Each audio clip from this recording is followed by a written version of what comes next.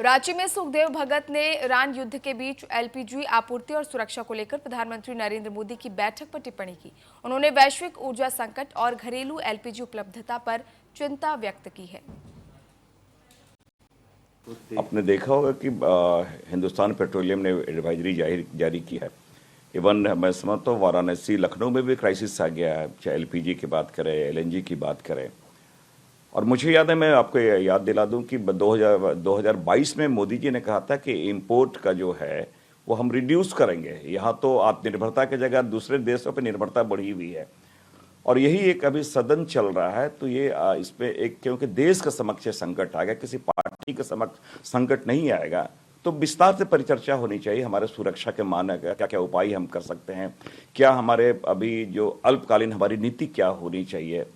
लेकिन सरकार, मैंने कहा, मन की बातें की तरह जयशंकर जी आए, बात करके चले गए। और ये सरकार ऐसे भी झूठ बोलती है, ये तो जुमलों की सरकार है। और ये लगातार ये दावे करती है कि हमें कोई असर नहीं होगा, लेकिन असर पड़ना अभी से ही शुरू हो गया है।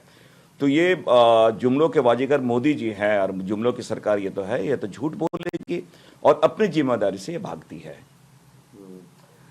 यही मैं कह रहा हूँ, कितना कंट्राडिक्टी है। आपने एस्मा लगा दिया है और कहते हैं कि कोई फ्यूल क्राइसिस नहीं है, कोई एलपीजी पे क्राइसिस नहीं होगी।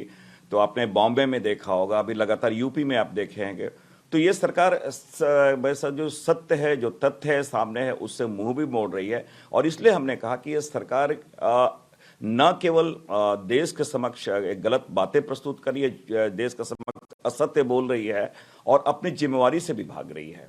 देखिए, मैं समझता हूं कि चुनाव आयोग प्रारंभ से ही उनकी क्रेडिबिलिटी डाउटफुल रही है।